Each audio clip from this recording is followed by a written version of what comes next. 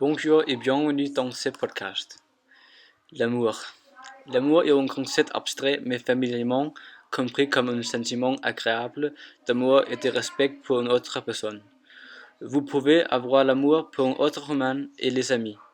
C'est un sentiment existentiel qui est difficile à définir précisément. Il y a sortes d'amour différents. L'amour envers votre partenaire et l'amour entre votre famille. L'amour peut donner aux gens le sentiment de vivre. Certaines personnes voulant mourir pour une autre personne qui ils aiment, ou même mourir pour leur Dieu. L'amour peut relier une personne à une autre. Cela se voit dans les relations entre les membres de votre famille. Un des éléments abstract concernant l'amour peut être de distinguer entre les différents types d'amour.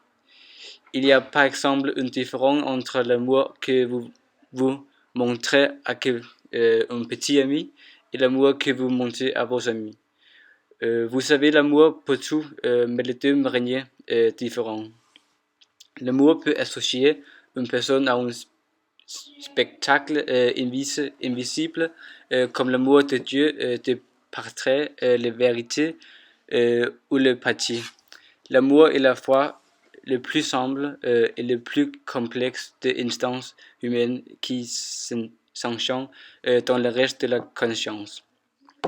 Oui. Mais l'amour entre le père et son sœur est écrit dans le texte Papa et moi.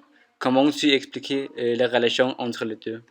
C'est une relation d'amour très forte, notamment pour la fille. La relation me fait penser au complexe d'Édipe.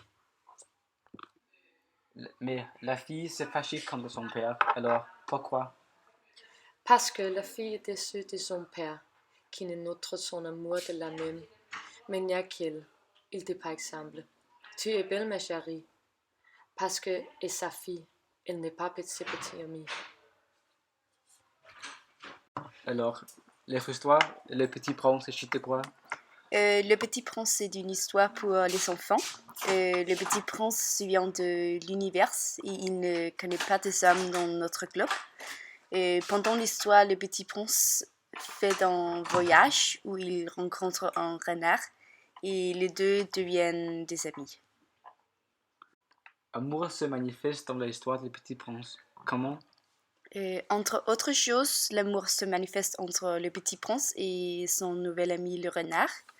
Cette montre comment l'amour n'est pas seulement entre un couple, mais peut aussi être entre les amis ou entre une personne et la nature.